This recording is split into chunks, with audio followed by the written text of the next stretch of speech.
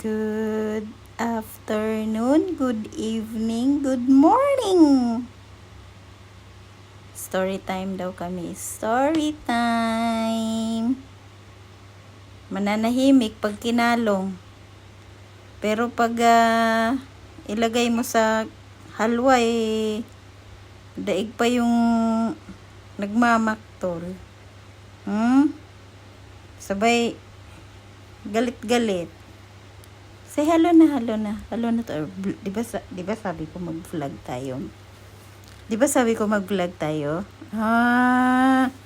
Umabot na siya doon sa cabinet, doon sa pintuan ng CR, nandoon na siya nagtungtong, kay nag-fly naman siya, nag-fly siya galing sa cage, pumunta na sa akin, ang dami ng alam, ang layo na nang nararating, tinataguan na niya ako, talaga naman,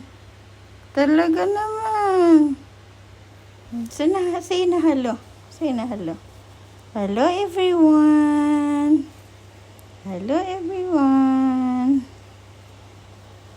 Ito na po ako ngayon. Makulit na po siya. Meron siyang kulay blue yung buntot. Yung dulo ng buntot. Ayan na po ako ngayon. Ang paborito niyang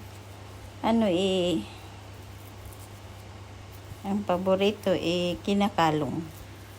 Pag hayaan mo lang siya doon sa labas ng kulungan, mananahimik lang siya. Mananahimik naman siya pag madilim doon sa loob. Tapos kanina, pinaliguan ko to kanina. Sinabunan ko ng yung Johnson.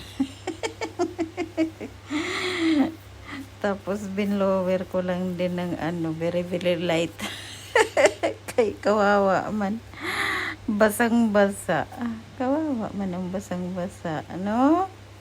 Nagpunas ng bibig. Huli ka. Gigil si mami. Gigil sa tuka. Nagalit siya, nanunuka siya. Nagalit. Tinawanan. Ayan nangangagat kay tinawanan.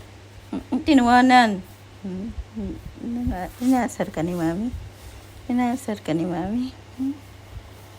Uy! Nakita mo yung sarili mo?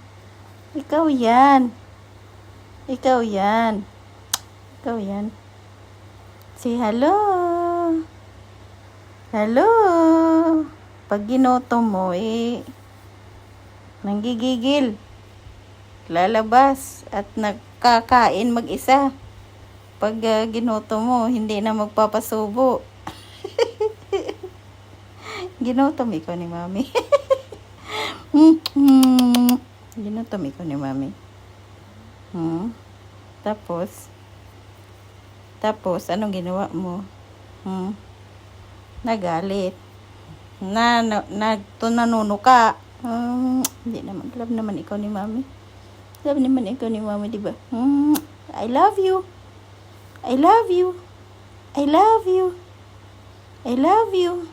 Pampakalma niya, ganyan mo siya. Kakalungin at hihimas-himasin. Kakalma na yan.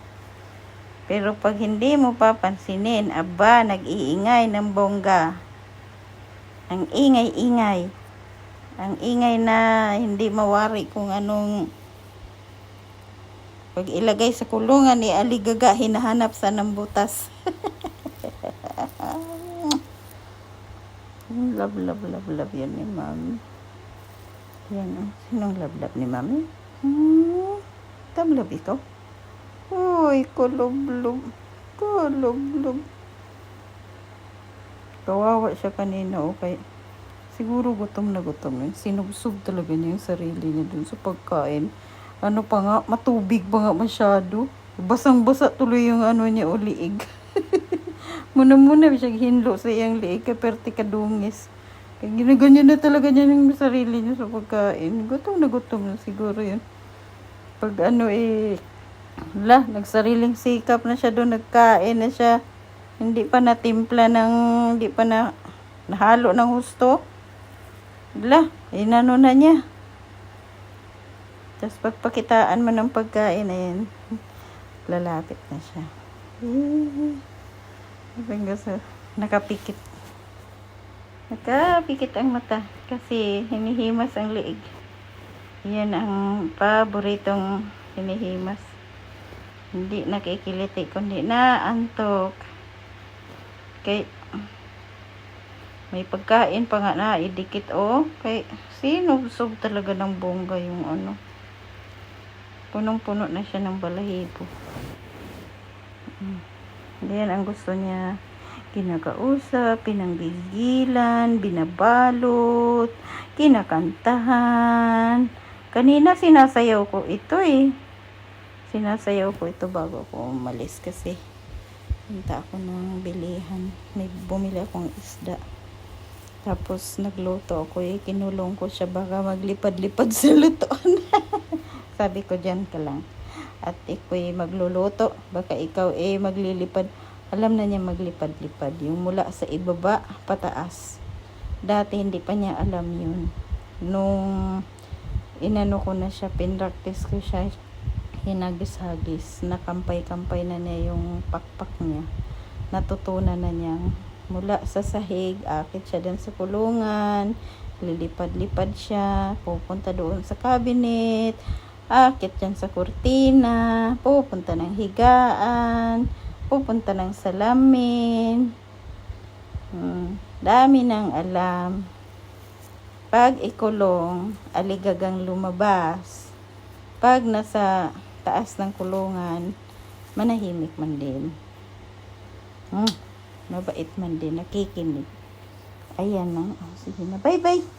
Bye-bye. Bye-bye. Balik na kita doon sa kulungan mo lang nga. Sabi ko, mag-vlog lang tayo para manahimik ko doon.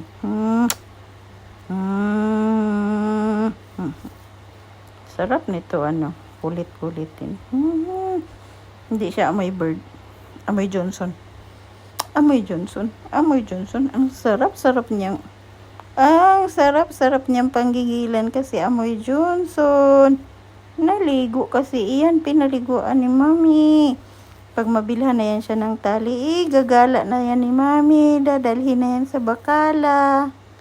Sama ikaw doon sa bakala? Ano naman ibay mo doon? Ano man magbay ka ikaw doon? Maglakad-lakad. Sama siya mag-walking. Pag may tali na siya, may tali kasi para sa bird. Para, andyan lang siya sa balikat mo ba? Hindi ka matatakot pag yung maglipad-lipad.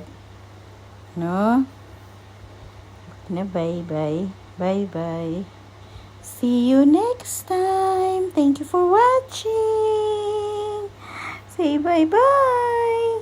Bye-bye, everyone. Thank you for watching. Good night.